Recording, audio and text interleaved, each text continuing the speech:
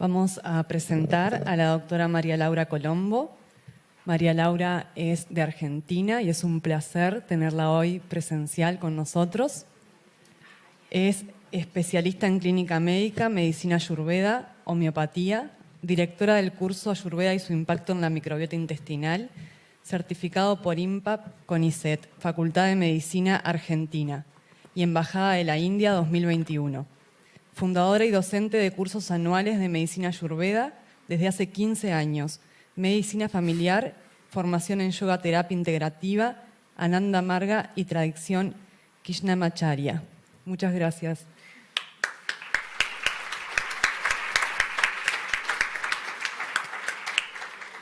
Buenos días, muchísimas gracias a las autoridades de AUMA, a mis profesores, tanto de Argentina como de India, que hacen posible un poquito que yo esté hoy acá.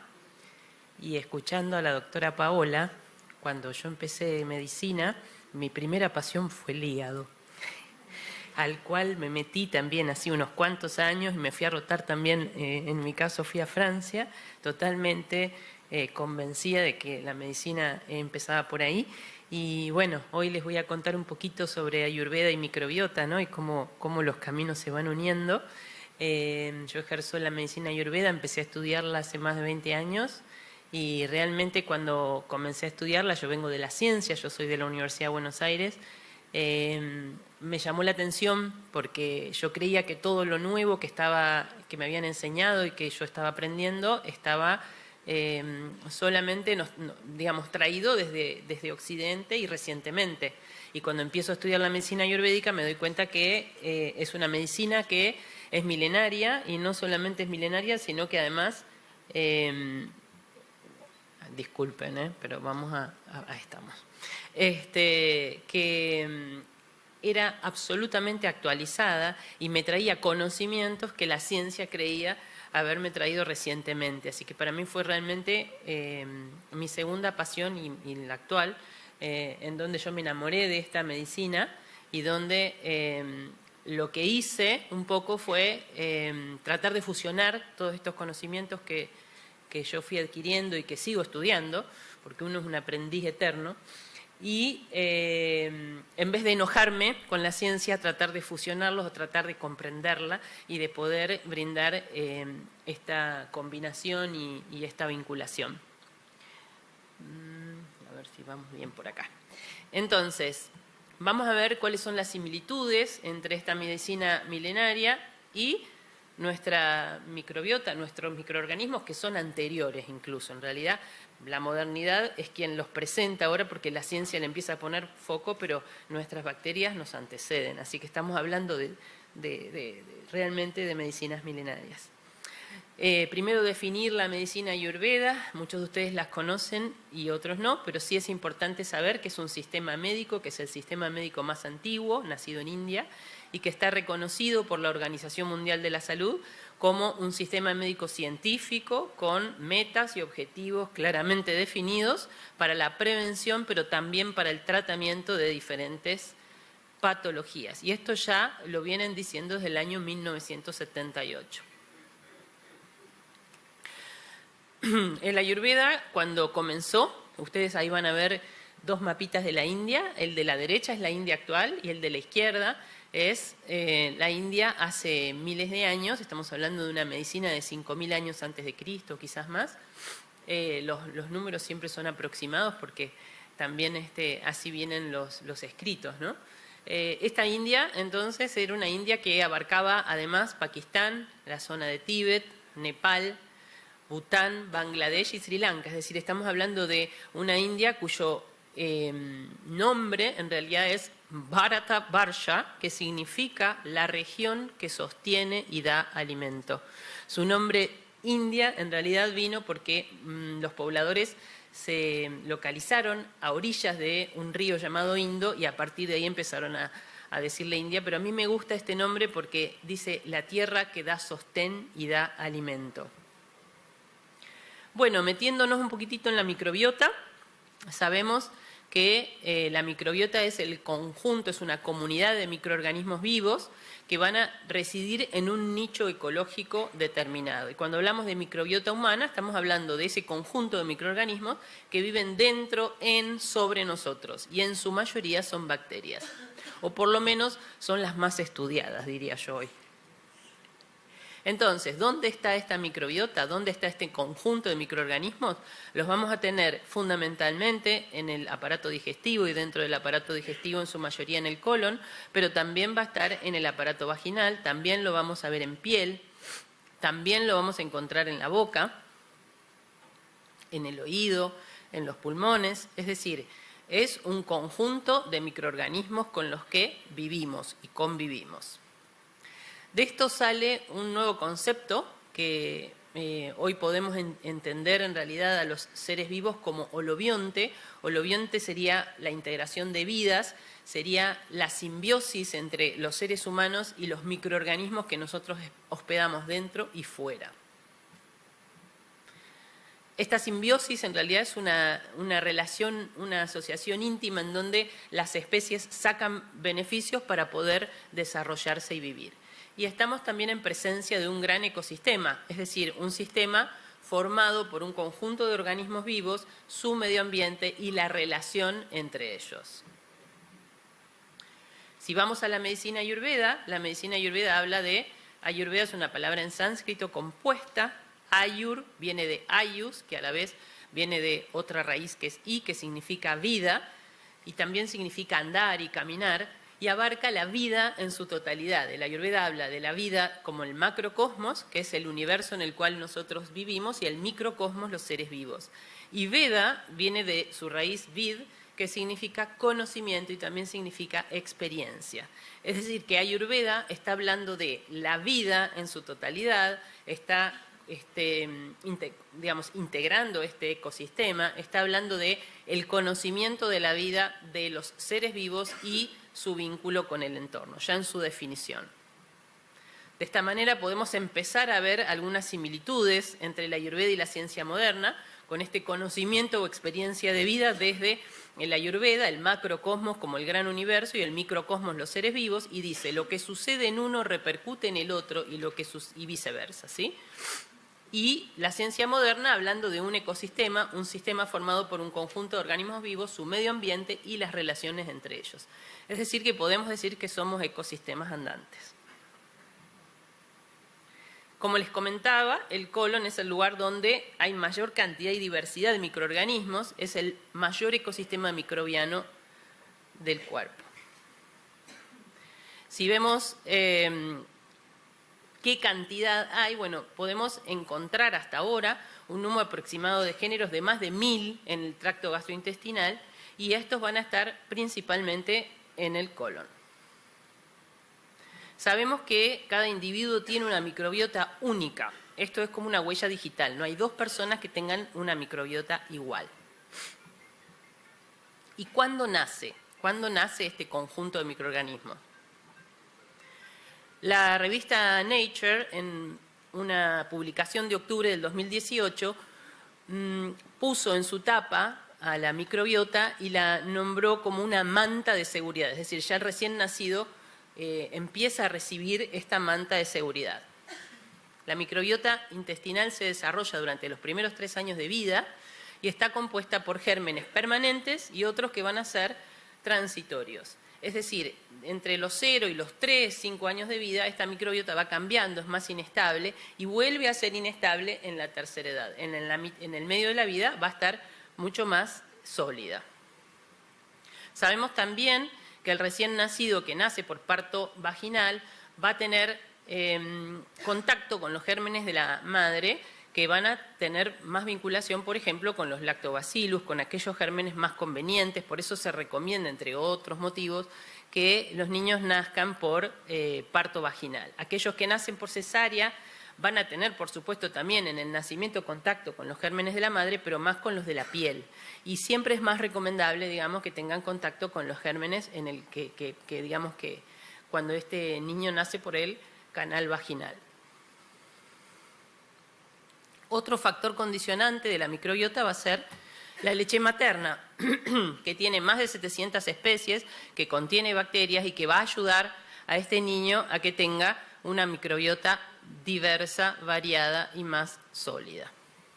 Entonces, mejor recomendar el parto vaginal versus cesárea, la lactancia materna versus la lactancia artificial, una buena alimentación y estilo de vida en la madre, vivir en contacto con la naturaleza, vivir con hermanos y mascotas nos va a traer mayores beneficios en la microbiota. En la mujer sabemos también que hay fluctuaciones en la microbiota a lo largo de la vida. El predominio en realidad del lactobacillus en el flujo vaginal va a ser importante en la mujer madura, aumenta en el embarazo y empieza a disminuir en la menopausia. Trayendo algunas cuestiones ayurvédicas, sabemos que recomendaciones de la medicina ayurveda, por ejemplo, para algunas situaciones vinculadas con disfunciones vaginales, antiguamente era utilizar yogur diluido, incluso a veces con especias, en donde sabemos que el yogur tiene, entre otras cosas, lactobacillus, en forma de duchas vaginales.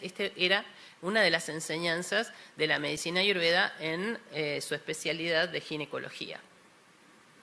Acá vemos cómo se acercan las ciencias. Entonces, ¿cuáles son las funciones que nosotros le podemos atribuir o conocemos hasta hoy de esta microbiota? ¿Por qué es tan importante y por qué la estamos rescatando tanto? Bueno, sabemos que tiene funciones de nutrición, es decir, la microbiota, por un lado, le va a dar energía a las células del colon, por otro lado, va a ayudar en la degradación y absorción de los alimentos, en la síntesis de la vitamina K, que es la que interviene en la coagulación, y en algunos componentes de la vitamina B. También va a estar vinculada con la comunicación de intestino-cerebro y también intestino-pulmón y otras comunicaciones. También va a estar vinculado con la maduración del sistema inmunológico y también va a tener un efecto protector de barrera en donde cuida que la mucosa intestinal y la pared intestinal no esté permeable a aquellas sustancias que uno no desea que ingresen. En este estudio, que se llama de la flora intestinal al microbioma, porque antiguamente se llamaba flora intestinal, lo que se ve es que a partir de las fibras, sobre todo ingeridas, las bacterias las pueden fermentar y a partir de ahí producen unos ácidos grasos de cadena corta, que son el combustible, por un lado, digamos, preferido de las células del colon, pero también estos ácidos grasos de cadena corta van a reducir los niveles séricos de colesterol y glucosa, van a proporcionar una mayor fuente de energía para estas células del intestino, van a tener un efecto antiinflamatorio buscado siempre cuando uno empieza a incursionar en medicina, siempre vamos a estar buscando una función antiinflamatoria y también pueden inducir la muerte de células malignas en el cáncer de colon. Regulan además el almacenamiento de la grasa corporal y, como les dije antes, la síntesis de vitamina K y de varios componentes de la vitamina B. En esta función de barrera, y les puse un gráfico en donde vemos las células del intestino que tienen que estar bien unidas para protegerse y para también poder promover la integridad de esta barrera. Hay una doctora especialista en microbiota que se llama Sari Arponen, que cuando habla de la inmunidad de la microbiota en realidad lo que hace es como estimular y ayudar a la maduración del sistema inmunológico, y ella dice, le enseña al cuerpo para que sepa cuándo tiene que salir a luchar o cuándo tiene que ir con diplomacia. Sabemos que Hipócrates es el padre de la medicina y él ya decía que toda enfermedad comienza en el intestino,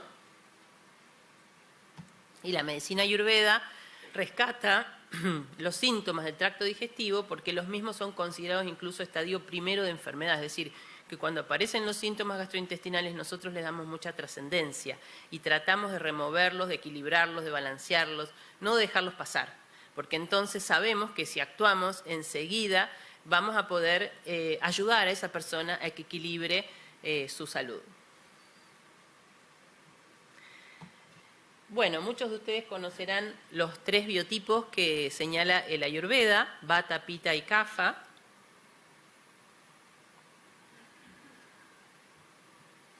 Estos biotipos son un conjunto de características físicas y mentales y son 3 biotipos combinables, que pueden estar en equilibrio o en desequilibrio. Les traje otro artículo en donde se explora el microbioma intestinal y oral, característicos de individuos con una determinada prakriti, según el Ayurveda. Es decir, que este es un estudio en donde el Ayurveda empieza a investigar la microbiota. ¿Qué significa prakriti? Prakriti significa la naturaleza del individuo en el momento de la concepción. Es decir, esto está determinado genéticamente y todos nosotros tenemos una proporción y una determinación genética única, como si les dijera una proporción individual de estos 3 biotipos. Lo que buscaron en este estudio es analizar el genoma bacteriano de las muestras orales y fecales de 272 individuos sanos con pracritis predominante, es decir, no buscaron aquellos que tenían 2 doyas bidóxicos, sino que trataron de que fueran, digamos, biotipos más puros de Vata, Pitta, Kapha para poder investigarlos. En la conclusión se vio que existe un microbioma central que se comparte entre todos los individuos, pero que además existen microorganismos exclusivos de cada prakriti. Es decir, que si bien hay un microbioma central, tenemos algunos exclusivos para Vata, algunos exclusivos para Pitta y algunos exclusivos para Kapha. Esto es importantísimo porque hoy en día ya se habla de medicina de precisión y la medicina ayurveda ya de miles de años ya estaba hablando de que no somos todos iguales, no a todos nos viene bien las mismas cosas. Y ahora la ciencia también lo reconoce. Esto es lo lindo, ¿no? Les traje este artículo muy bonito sobre microbiota y cúrcuma. Bueno, la cúrcuma es una especie milenaria, la conocerán, la consumirán seguramente. Y dentro de la cúrcuma tenemos la curcumina, que es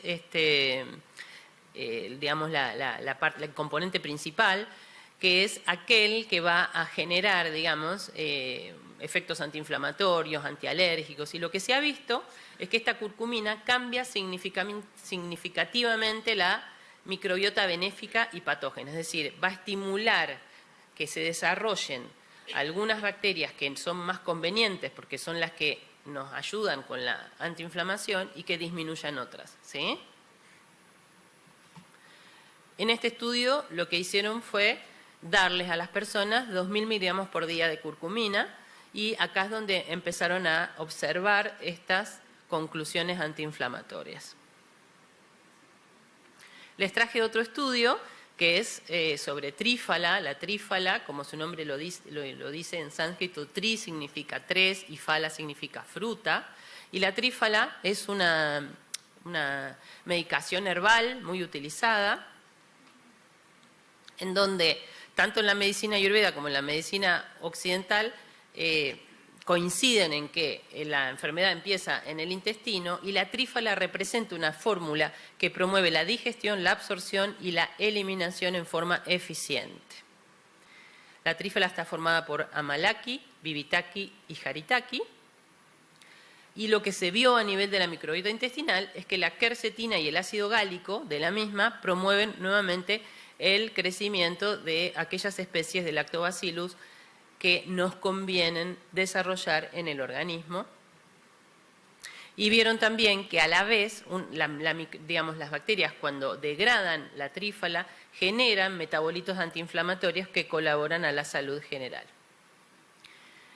Este es un estudio sobre nutrición y ustedes igual van a tener unas charlas más tarde sobre alimento, pero quería mostrarles que se sabe que los alimentos tienen un gran impacto en la microbiota intestinal, influyendo en la composición de su riqueza y diversidad, y que una dieta que tenga mucha sal, mucho azúcar, que tenga proteínas animales en cantidad, podría estimular incluso el crecimiento de bacterias patógenas.